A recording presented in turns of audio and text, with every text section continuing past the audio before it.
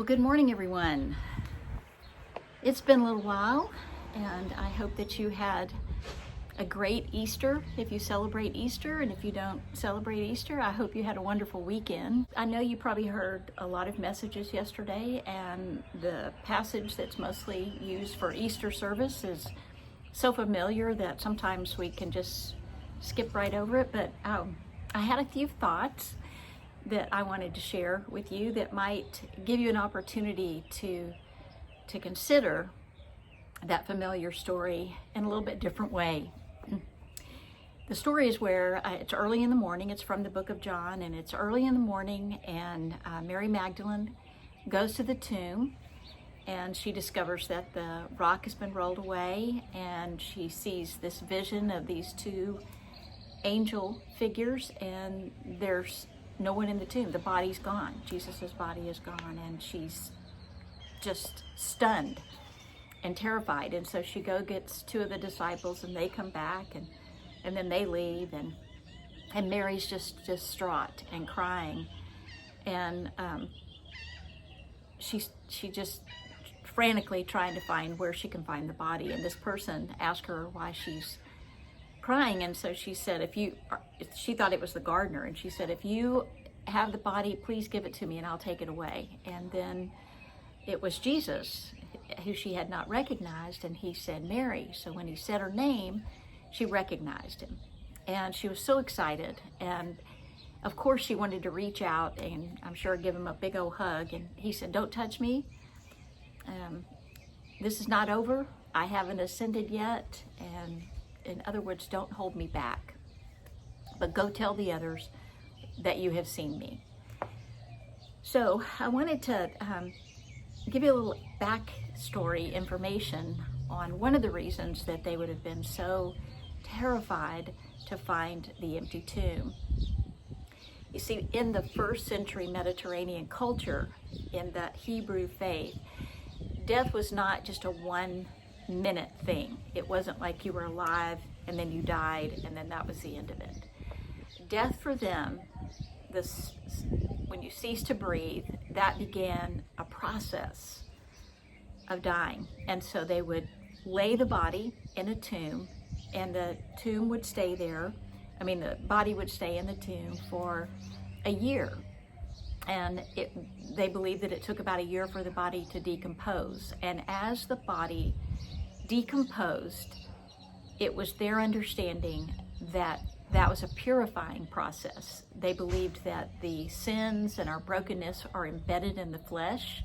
And so as the skin putrefied, that the person was purified.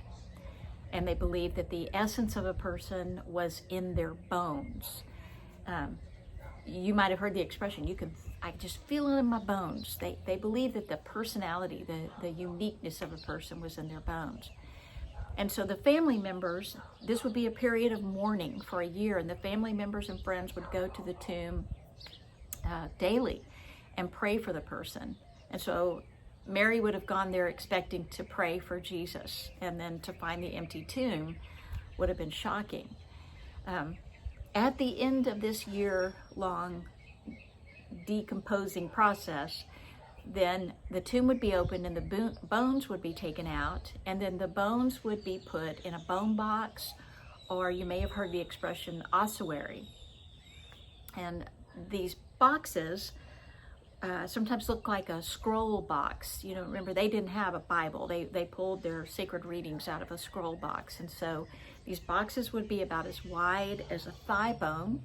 The thigh bone would sort of be the spindle, if you would, and they would bury those bones in there. And those bones would then ready for resurrection in their belief. And it is reported that in some excavations that they found inkwells in these places where they had buried these bones. And the thought is that by treating them almost like unwritten scrolls, that they were waiting for a divine word. This person was now ready and waiting for a new divine word from God. Isn't that beautiful? So it was a very sacred process. In fact, it was so sacred that it is reported that there was a sign near Nazareth that was a decree from Caesar, an ordinance saying that if anyone messed with a grave, if anyone robbed a grave and messed with it, moved the body or anything, that was subject to capital punishment.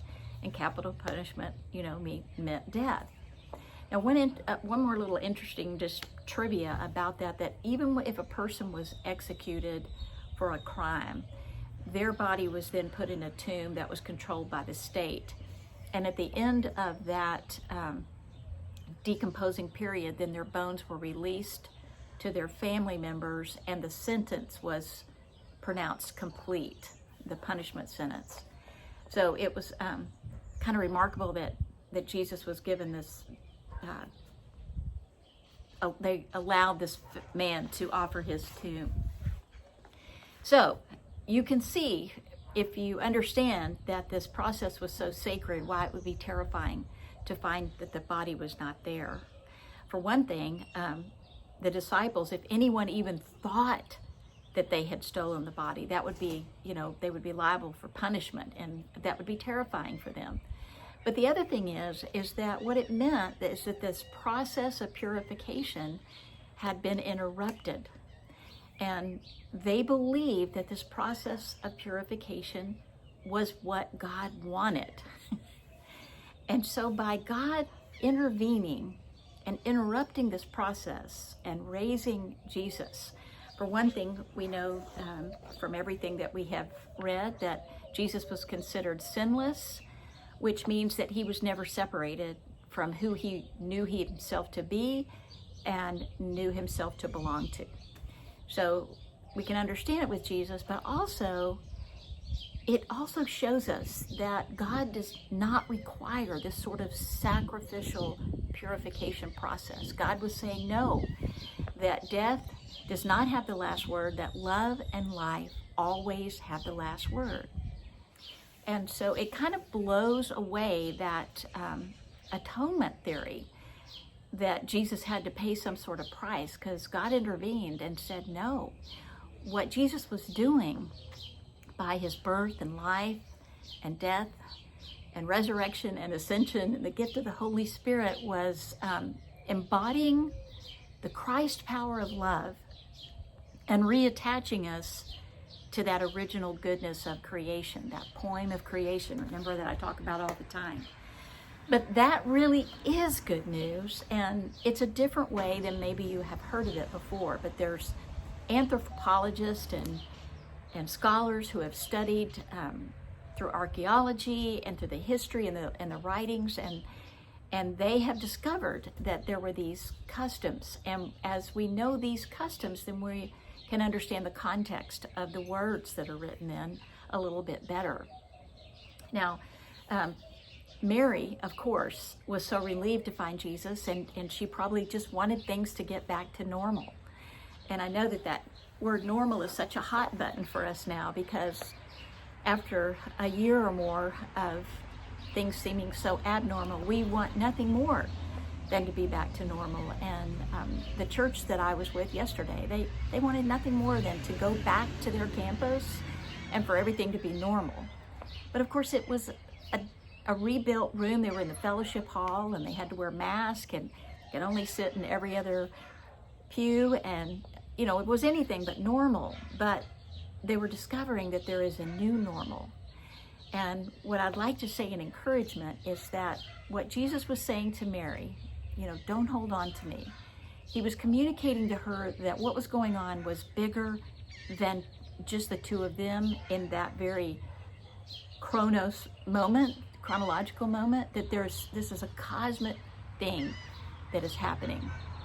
And that what God is doing is renewing all things, all of creation. And when you are called back to creation by the very word of creation, that means something new. That means the start or a new beginning.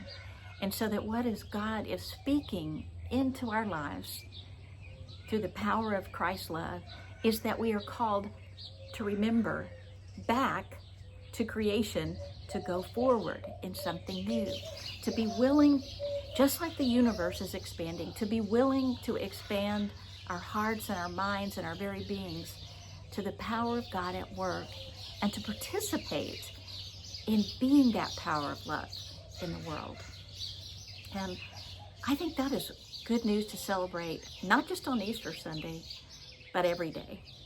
So I hope that that brings you a few things to chew on, a few things to think about this morning. And as always, I pray that you remember that you've been wonderfully and fearfully made by the Creator God, and that you have been lovingly redeemed and renewed to set and begin again in the power of Christ, and that you live every day, this moment, empowered by the Spirit of love to be love in the world. So God bless you, and go in peace.